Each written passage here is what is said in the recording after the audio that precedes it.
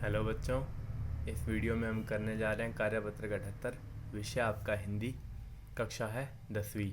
तिथि जो है ये वर्कशीट की वो है 27 जनवरी। निम्नलिखित गद्यांश को पढ़कर पूछे गए प्रश्नों को के सर्वाधिक उपयुक्त विकल्प का चयन करें। तो अपने को ये गद्यांश दिए हुए इसको पढ़ना है और नीचे दिए पूछे हुए कुछ क्वेश्चन है उनके जवाब देने हैं। तो इसको पढ़ते हैं गद्यांश को और समझते हैं। किसी भी राष्ट्र का इतिहास उसके वर्तमान और भविष्य की नींव होता है। देश का इतिहास जितना गौरवमयी होगा, वैश्विक स्तर पर उसका स्थान उतना ही ऊंचा माना जाएगा।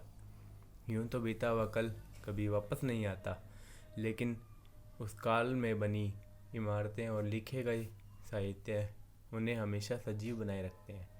यही वजह है कि ऐसी वर्षों पुरानी या यूं कहें कि सदियों पुरानी ऐतिहासिक इमारतें जो संबंधित राष्ट्र के वर्षा पुराने इतिहास की गौरव गाथा कहती है, उनके संरक्षण का पूरा प्रयास किया जाता है। भारत में ऐसे कई ऐतिहासिक मकबरे, मस्जिद, मंदिर और अन्य इमारतें हैं जो स्वयं हमारे विशाल और सम्मानजनक इतिहास की कहानी कहते हैं। लेकिन समय के साथ साथ इन इमारतों और उनमें रखे गए साहित्य को बहुत नुकसान पहुंचा है। हमने भी परवाह किए बगैर उन अनमोल धरोहरों के मनमाने ढंग से खंडित किया है। लेकिन यह भी सत्य है कि वक्त रहते हमने अपनी भूल को पहचान लिया और अपनी विरासत को संभालने की दिशा में कार्य करना शुरू कर दिया। पुरानी हो चुकी जर्जर इमारतों की मरम्मत की जाने लगी। उजाड़ भवनों और महलों को पर्यटन स्थल बना उनकी चमक को बिखेरा गया। किताबों और स्मृति चिन्हों को संग्रहालय में जगह दी गई, परंतु विरासत को संभालकर रखना इतना आसान नहीं है। इसलिए यूनेस्को द्वारा हर वर्ष 18 अप्रैल को विश्व विरासत दिवस मनाया जाता है, जिसका स्पष्ट उद्देश्य इन इमारतों और इनमें रखी गई धरोहरों की देखभाल करना है। तो इस पैराग्राफ के कुछ क्वेश्चन है अपने पास पूछे हुए, इसके ऊपर चलने से करते हैं। वैश्विक स्तर पर किसी राष्ट्र की पहचान किससे होती है? तो पैराग्राफ से जब अपनों ने पढ़ा तो अपनों ने देखा कि यहाँ पे बात की हुई है किसी भी राष्ट्र का इतिहास उसके वर्तमान और भविष्य की नींव होता है। कौन? इतिहास। और देश की इतिहास जितना गौरवमयी होगा, वैश्विक स्तर उसका उस स्थान का उतना ही ऊंचा माना जाएगा। तो अपने पास इसका उत्तर क्या लिख देंगे? अपने उसके इतिहास से गया आ जाएगा। उसके अगला प्रश्न है, पुरानी ऐतिहासिक इमारतों के संरक्षण का पूरा प्रयास क्यों किया जाता है? क्योंकि वे राष्ट्र के इतिहास की गौरव गाथा कहती है।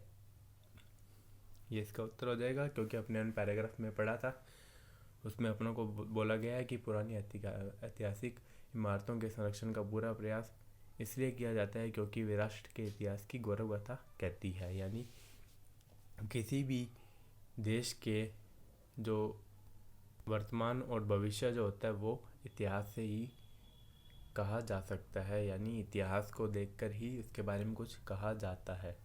हमारे सम्मानजनक इतिहास की कहानी कौन कहता है?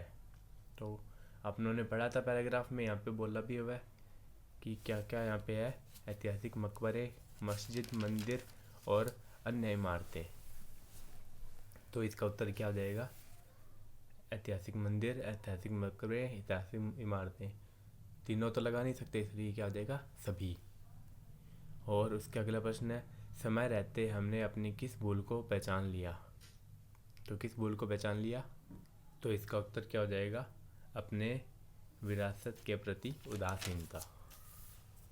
और अगला प्रश्न है, इतिहास किनसे सजीव बना रहता है? तो ये क्या हो जाएगा?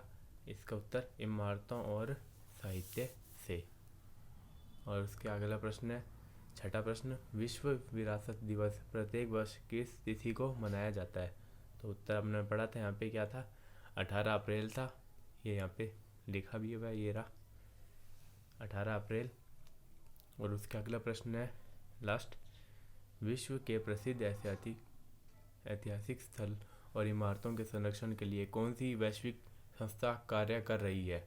तो अपनों ने यहाँ पे पढ़ा था कौन सी संस्था है, यूनेस्को। यहाँ पे यूनेस्को है, तो यूनेस्को इसका सही उत्तर हो जाएगा। तो एक बार इसके सही से उत्तर वापस से देख लेते हैं। इसका यूनेस्को हो जाएगा 18 अप्रैल, इमारतों और साहित्य, अपने विरासत के प्रति उदासीनता, और ऊपर वालों के क्या हो जाएगा उत्तर, सभी हो जाएगा, और इसका खा हो जाएगा, और ये इसका गा हो जाएगा। तो इसके साथ अपने क्वेश्चन कंप्लीट होते हैं। मिलते हैं नेक्स्ट वीडियो में। अगर सभी उत्तर मिल गए हों आपको तो इसको ज़रूर लाइक करें, शेयर करें और चैनल को सब्सक्राइब करें।